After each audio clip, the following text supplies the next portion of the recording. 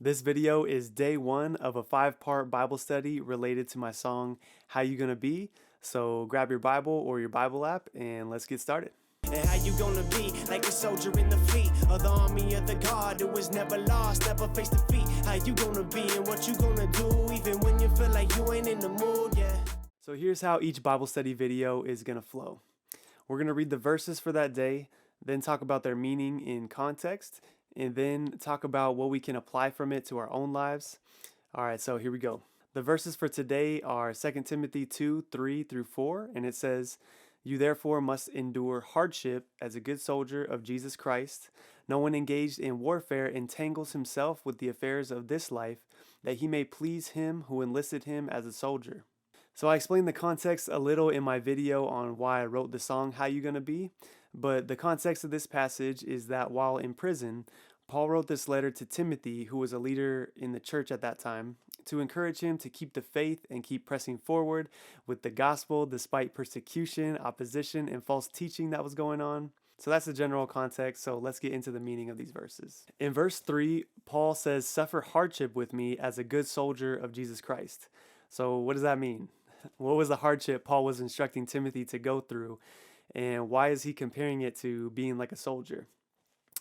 Well, like I said, at the time there was intense persecution, opposition towards Christianity going on. So the hardship he was talking about was that literal hardship of persecution.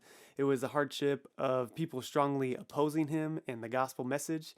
It was the hardship of potentially going to prison or even being killed for his faith. Now that's very similar to a soldier in battle, because a soldier also faces strong opposition from enemies, and he has to suffer through sometimes extreme circumstances with the potential of being imprisoned or killed as well. Now also, what's very vital and encouraging for soldiers in battle is that they have other soldiers right there by their side going through the same thing, supporting one another through it all. And it's really cool that Paul mentions this concept as well, because he doesn't just say, "Timothy, go and suffer hardship by yourself." He says, "Suffer hardship with me." Meaning Paul's saying, I'm with you in this battle, Timothy. We're going to face opposition and it's going to be hard, but I'm right here with you going through it too. Now verse 4 goes on and says, "No soldier in active service entangles himself in the affairs of everyday life, so that he may please the one who enlisted him." So what are affairs of everyday life that the soldiers don't get caught up in? Well, basically, they're not worried about kicking back and relaxing and enjoying the pleasures of life. They're not concerned with entertainment or acquiring money or going to parties while they're in the heat of battle. That's not even on their mind. They're in combat mode and on a mission to do what their commanding officer has instructed them to do. Likewise, Paul is encouraging Timothy to stay focused on the mission that the commander Jesus has given. So how do these instructions to be like a soldier relate to Christians in general?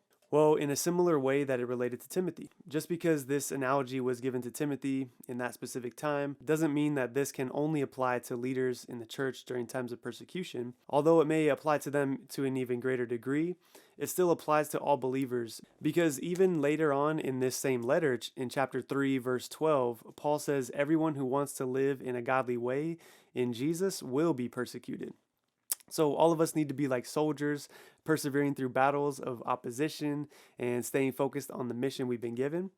And that mission is to love God, love others, and spread the gospel.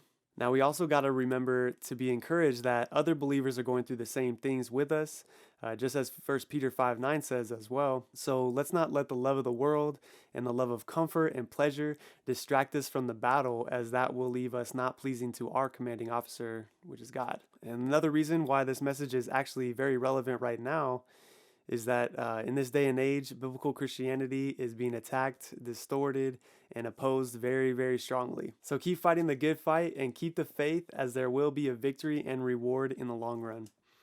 Now that's pretty much going to do it for today's study, but I do have one last important question for all of us. How you gonna be like a soldier in the fleet of the army of the God who was never lost, never faced defeat?